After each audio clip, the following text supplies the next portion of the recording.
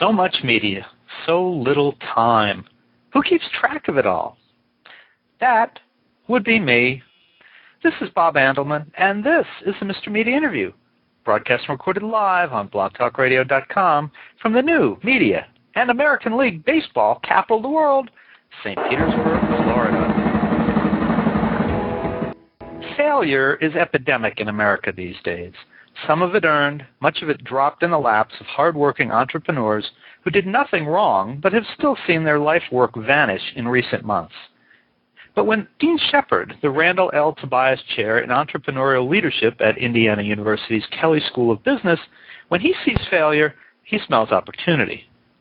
He's the author of a new book called From Lemons to Lemonade, Squeeze Every Last Drop of Success Out of Your Mistakes. For my part, I'm hoping this interview is more lemonade than lemons. We'll see. Dean, welcome to Mr. Media. Thanks, Bob. Good to have you here. Let's just jump right in. Isn't failure in business just failure? I mean, what makes you think there's some good to be gotten from ill? Right. Well, I suppose failure in a business is the same as many other different types of failure. I think what makes a business failure so important or so devastating when it happens is that we get so much out of our businesses, and our businesses are so important to us, such that when they're gone, they actually generate this quite a large negative emotional reaction that hurts us quite badly, and it takes us a long time to recover. Unlike we might make more minor mistakes where the consequences aren't as great, I mean, here we may actually lose something that's very important to us, not only part of our, financial livelihood, but it might be part of our identity. It might be how we react or how we identify with others. It may make us feel like that we belong as part of a group, and once the business fails, we no longer feel that sort of feelings of competence, those feelings of relatedness. So we have we could have quite a major negative emotional reaction when the business fails. So is failing in business a bigger deal than failing in the rest of your life, in romance, and as a father, whatever? No, I think it matters what's important to you. So if something very important to you you lose, then you're going to have this emotional reaction. But also there's an opportunity there, hopefully, that you might be able to learn from it, such that you won't have to put yourself through this kind of emotional reaction in the future. But in many ways there are similarities across these failures in different areas. Indeed, where I started with this research was when my father's business failed. I saw the reaction that he had to it, and the time that it took for him to recover before he could, learn from the failure and be motivated to start again. And when I saw that negative emotional reaction, it seemed to me it was similar to the symptoms that people feel when an important emotional relationship or attachment has been broken, either through the death of a loved one or a divorce or something like that. So I delved heavily into the psychological research to try and understand, well, how do psychologists help people deal with the grief over the loss of a loved one, in order that I could help people like my father, whose business failed, to more quickly recover from the emotional, the negative emotional reaction, to be able to learn from the experience, and then be prepared to, be motivated to try again. And that was kind of like my underlying motivation for the book. I think people can tell from your voice, especially in the United States, that you're not from here originally. You are from Australia, I believe. Is that right? That's correct. Yeah. And what did your father do? What was his business? He was in the construction business, and it was unlike today's times where times are very tough. It was actually in very good economic times, but that increased the amount of competition and the amount of people who were doing the building.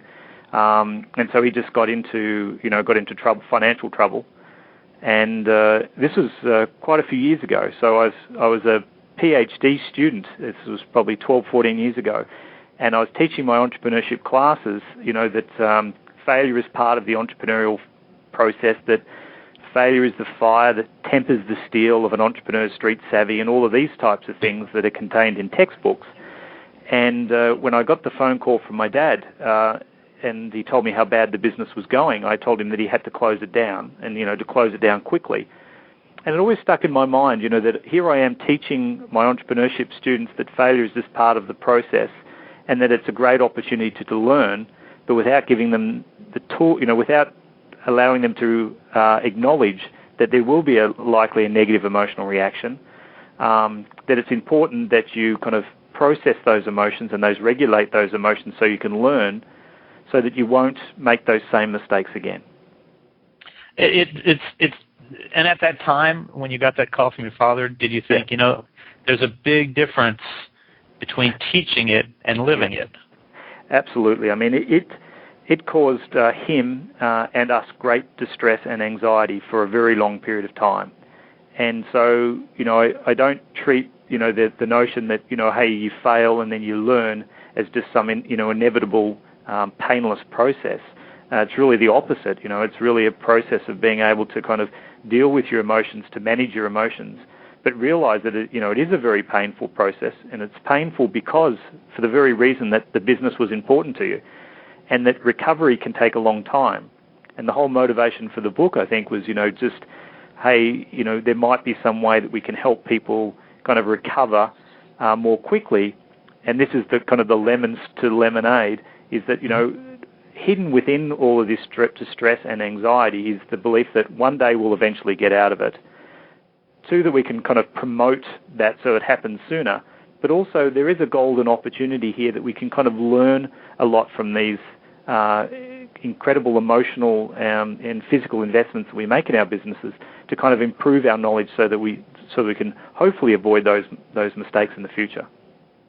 I have to ask you, as you were saying it, I was wondering, I've always grown up with the phrase about turning lemons into lemonade, but is that a common phrase down under, or is that something you've adopted since you've been here? Yeah, no, I think that's pretty common down there as well. Yeah. Okay, just curious. Yeah. Did you, if you knew then what you knew now, would you have been able to help your father maybe prevent the collapse of the business?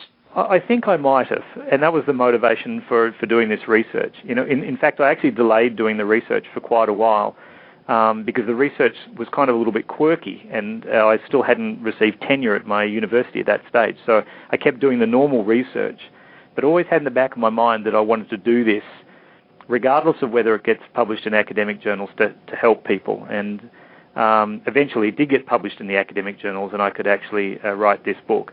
But it's interesting. I still haven't actually spoken to my dad too much about it. And it's because, as you pointed out, we're both Australian, and we're both Australian males. And we're kind of socialized into this notion that you don't talk about your emotions, you just deal with it, And I think that makes us generally happy people for most of our lives, other than for the really big events. And when that particular way of dealing with your emotions is ineffective, when it's a significant loss, and when we have significant negative emotions. And so really my dad, in the book I talk about this whole idea about a restoration orientation, where you don't think about the failure, it doesn't generate those negative emotions, and that you concentrate on the things that are causing you secondary causes of stress, like you go and find a job, sell the house, move the kids from school. And then if you're able to address those secondary causes of stress, when you go back and look at the actual failure of the business, it doesn't hit you as hard. So while that's effective to a certain degree, eventually you actually need to kind of talk about your emotions and confront your emotions, because that actually helps us try and understand, well, why did the business fail? What are the things that I could do differently? And as you kind of create an account for why the business failed, the negative emotions, when you think about that business, are actually diminished each time you're able to come up with this kind of plausible story for why the business failed. So really what we need to do is kind of oscillate between, thinking about the failure, talking about our emotions, regulating emotions, and on the other side, this restoration approach where you kind of avoid thinking about your emotions and you address these secondary causes of stress, and you also give your mind a rest from all these emotions. So he was stuck in one approach, and really I should have tried to help him, pull him every now and then to just talk about his emotions, to think those things through, and then allow him to quickly go back to his normal default position of not thinking about the emotions and trying to avoid them, and just keep oscillating. But the problem with Dad is the problem that I have is that we both don't feel comfortable talking about emotions. Unfortunately for me, I feel more comfortable writing about them than actually talking about them.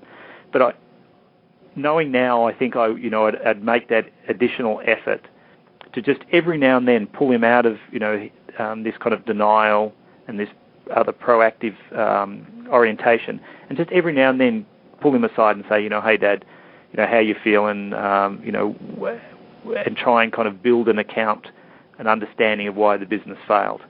So I think I would definitely be able to help other people with that now. Now, you have the benefit of the knowledge of the men in two cultures, two communities, shall we say, Australia, Native Australia, and the United States. Are American businessmen any more likely to be willing to talk about their feelings and their emotions when they fail than their counterparts in Australia? You could be getting me in a whole lot of trouble here. You wrote the book. I got to ask the question. Exactly. I think an extension to the book is I'm going to look more into these cultural differences, because I think culturally people deal with mistakes and with failures differently. And I think definitely there's a couple of things here that I think the American culture, as opposed to many of the other cultures in the world, is the most entrepreneurial of all the cultures. And that being most entrepreneurial, I think people celebrate other people giving things a go and realizing that as they give them a go, they're pursuing these opportunities that exist in these environments of uncertainty. And surely, when you're pursuing things of uncertainty, some of them are going to fail, some of them are not. And that you kind of applaud people for giving it a go. And I think your bankruptcy laws reflect that they're relatively forgiving on people who give it a go but then fail and have bankruptcy. So in some ways, the culture's more forgiving of failures. Other cultures, for example, Australia, are less forgiving of failures, and therefore it actually hurts more when you fail. But also, I think there's differences, I was saying about an Australian male. I think an Australian male in some ways is similar to, your American cowboy, someone from the West or someone from a ranch or someone from Montana or something like that, where they're also, John Wayne wouldn't talk around and express his emotions. So in some ways, I think, my dad is kind of like the same generation as like the American cowboys who feel less comfortable expressing their emotions. So I'm sure there's kind of subcultures within the US of people who feel very comfortable expressing their emotions, but then they may actually suffer a different problem than my dad, and that is they're stuck in one orientation and find it difficult to get to the other. I mean, it's good to express your emotions. It helps us kind of build an account for the failure. But then our mind starts to turn to how bad we felt when the business failed. And these kind of emotions start to escalate, so that the more that we think about the failure, our negative emotions start to actually increase rather than decrease.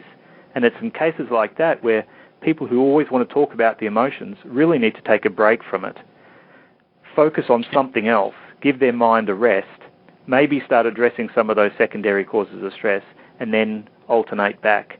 So, neither approach is more effective. The most effective approach is for people to every now and then come out of their default position and try and use the other way of regulating your emotions. And Dean, do you differentiate between the person who makes mistakes, has failures within a business, but keeps the business going, and those who make the mistakes and the business collapses, and because they both learn from that experience?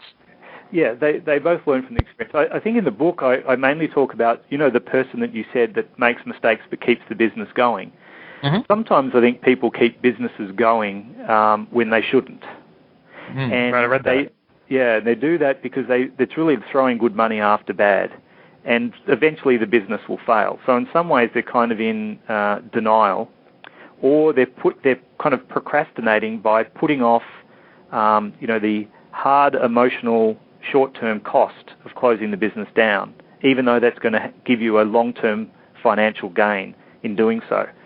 So, it's always a little bit tricky when you're an entrepreneur and you're running a business to say, when should I close the business down? Should I persist? And we're always encouraging our entrepreneurs to persist despite the obstacles.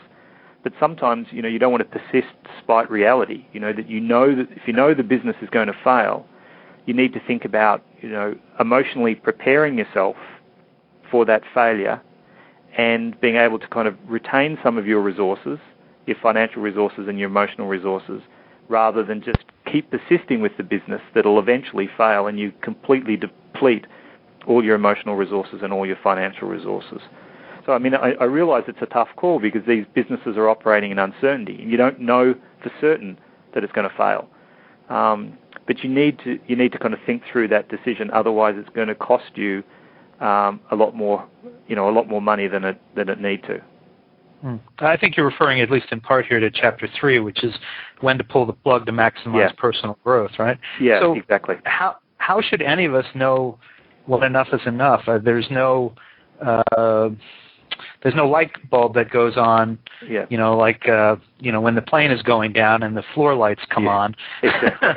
you don't get the benefit of that. How do we know? Exactly. I think one way to do it is just to be mindful and not close your mind off to the signals that are coming in. So sometimes we get into denial and therefore we ignore information that disconfirms our propositions or our assumptions that the business is okay. And so in one way, it's just to keep it real, to keep aware of the information that's available to you. Also, to seek advice from trustworthy counselors, people that, your mentors or colleagues or, other people who might be able to provide you some advice to say, look, it's looking bad. And really there you need a friend that gives you tough love, not just someone that says, oh, keep going, keep going. But it's a very difficult situation. So I think if you keep aware or open to information, and you don't kind of activate this denial, and you also have the belief in your ability to kind of overcome the emotional problems that will come, that you will recover, that you will be able to cope, then I think you're in a better position to realize when to pull the plug. I do a lot of writing about economic development, and I find that the communities that don't see the loss of an industry or a major company as a loss, but rather as a new opportunity, tend to be happier and healthier in terms of their attitude towards the failure within their community. And an example of that, and maybe I'm far afield here, you'll have to tell me that, but here in Florida, Polk County, which is to the west of Orlando and Disney, it went from being known for oranges and phosphates up until the 70s and early 80s to using its centralized Florida location to become a distribution hub. They took their lemons and made lemonade. And is that too far afield from what we were discussing? No, other than if they had have persisted. This is an analysis just based on what your conversation is and me over the phone. But if they had persisted with oranges and stuck with this notion that entrepreneurs persist despite the obstacles, then they may never have made that transition, and they may never have moved to a superior opportunity. So in some ways, you've got to kind of realize, hey, this is going in the wrong direction, and you've got to be open to the information that might reveal these new opportunities. And also, hopefully, they've kind of learnt from any mistakes that they may have contributed to the downfall of the previous industry, and being able to apply that to this new industry. And I don't know whether that means don't put all your eggs in the one basket, maybe diversify. I'm not sure exactly what that regional economic strategy is. But I think it's important to realize that when you're in a declining industry, sometimes it's better to cut your loss and jump onto a superior opportunity. And tell me about self-compassion and failure, as you write about in the book. Yeah, I think this kind of goes back to this notion of the Australian male or the cowboy. I think we often are happy to show compassion to someone else that's failed, but are less likely to give that same compassion to ourselves. So I try and think of it this way, that if your friend's business failed, what are all the things that you would say to them? And you tried to make them feel better about themselves. You would try and say, well, how did it fail? You try and help them understand it. You help try and kind of build up their esteem again. Try and help them build their skills and experiences so they won't have the same problem again. Self-compassion is really just the compassion that you'd show others. Why not show it to yourself? So in other words, kind of be a little bit kind to yourself by saying things like, well, look, the way that I feel now, all people feel. And, don't worry, I'll be able to overcome it. Or this notion of common humanity is, yeah, I made a mistake, but everybody makes mistakes sometimes. The important thing is for me to learn and make sure that I don't make the same mistake again, rather than getting, very hard on yourself. And also mindfulness is that we don't let our emotions get out of balance, that we realize that we're going to feel these negative emotions, but we don't let them consume the way that we think about things. So I think, you can think about, we've all known tennis players or sportsmen, maybe a golfer, that hits one bad ball and then doesn't show themselves self-compassion, but kind of gets angry at themselves, you idiot, you stupid idiot, why did you do that? And the whole thing escalates, so they don't learn, and their performance deteriorates substantially. So I think it's reasonable to say, hey, everyone makes mistakes, and kind of show yourself a little bit more self-compassion, and then you don't activate these kind of ego-protective mechanisms that kind of obstruct your ability to learn. If we say we're all open to mistakes, we all make it, then we're more open to the information that will enable us to learn and to be able to improve. Now, at the end of the book, and because it's not a novel, I'm not worried about giving away the ending, but yeah. You talk about offering advice for your own daughter on learning from failure. Is that, how do you do that? I mean, Yeah, it's actually been my son lately that's been needing the advice, because when we're in Australia, we play a lot of cricket, but when we come to the US, he plays baseball. And so he's played his first season of baseball, and in the whole season, he only went out twice. Once he was struck out and once he was run out at first base. The rest of the time he made it to the base. And he was so disappointed and so angry, and he was really getting down on himself. So I gave him the whole talk about the book, that we all make mistakes. The most important thing is we try hard, and that if we're not making mistakes, we're not trying hard enough, or we're not pushing ourselves hard enough, or we're not putting ourselves in a context where we can kind of improve and really work on those abilities and those skills. So if he chose T-ball, then he would never go out, but you're not advancing as an individual. So I really tried to kind of teach him some of these skills that, our failures are going to hurt, we're going to feel bad about them, but what are you going to do about it?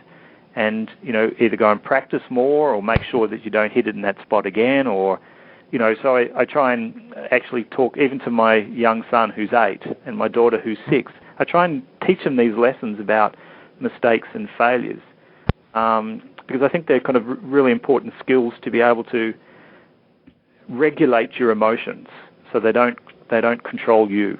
And it works a little bit. He still gets really upset, but he knows. I think he hears my voice in his head, and he really tries to think about it. I was going to ask you, having coached my daughter in soccer for the last 7 or 8 years, I find that anything I say to the other kids goes very well. But if I try to talk to her about it, the same words coming from the next dad's mouth would go over twice as well. Exactly. I mean, the kids. The wonderful thing about your own kids, they're just like they don't give you any respect. No. They'll come back and say, "Did you know that your friend has written a book?" I'll say, yeah, but I've written a book. So I mean, it just doesn't mean anything to them. Now, before I let you go, I want to ask you: you're on campus at a business school in Indiana University at a time when business is not as big as it was just 2 or 3 years ago. What are you seeing in young people? Are they losing the drive and the interest in business that they had, or are their attitudes different if they're sticking with it? Yeah, I think to a certain extent the global financial crisis is outside my area of expertise, but it's affected the market, for example, for students going to finance courses. But for all other courses and for enrollment in the school and for interest in business, it's just as strong or stronger. So I think, some of these kind of sound business principles are obviously, more important than ever. So we're not finding any real detriment towards the job market for our students other than in the area of finance. And the Kelley School of Business is more well known, I think, for, although my finance people might disagree with me, more well known for its kind of the management, the entrepreneurship, the marketing, accounting, those other areas, and not, we have fewer of our students getting attracted to Wall Street as, some of the other institutions in, say, for example, New York or on the East Coast. Okay. Well, before we run out of time, I want to tell everybody that you can find Dean Sheppard's new book, From Lemons to Lemonade, Squeeze Every Last Drop of Success Out of Your Mistakes, at MrMedia.com or Amazon.com. And Dean, I wondered, are you on Twitter or Facebook? Can people find you in any of those places? No, I'm not. I should, shouldn't I? I'm showing my age by not being on it. Well, for promoting a book, it doesn't hurt it. Yeah, that's right. I've got to get up with the technology. That's all right. Well, listen, I really appreciate being on the show today, and I hope we'll get to hear from you again sometime soon. Great. Thanks very much. Thank you very much. Okay. Bye. Bye-bye. And folks, for dozens more interviews with business executives and entrepreneurs, surf over to our main website, www.mrmedia.com. That's where you can listen to my earlier conversations with Isadora Sharp, founder of Four Seasons Hotels and Resorts, and many more. And please think about writing an online review of Mr. Media, casting a vote for Mr. Media, or marking Mr. Media as one of your favorites. Whether you listen on Blog Talk Radio, TrueSlant, Pointer Online, MySpace, Facebook, NetVibes, Multiply, Zanga, Friendster, Orchid, FriendFeed, Bebo, Podcast Pickle, Vox, Folio, Mediafly, Podfeed.net, Blueberry, Zencast, PageFlakes, Eons, Mihente, Symbio, or Odeo. And subscribe to Mr. Media in iTunes, and you'll never miss a show. Just search Mr. Media Interviews within the podcast section of iTunes and click the free subscribe button. It's that easy. You can also listen with a piece of string and a tin can in many locations. If you've got an idea for a guest, email me directly at bob@andelman.com. That's ANDELMAN. You can also follow me on Facebook or on Twitter, www.twitter.com. Thanks so much for joining us today. Always appreciate when you give up a piece of your day to spend it with us.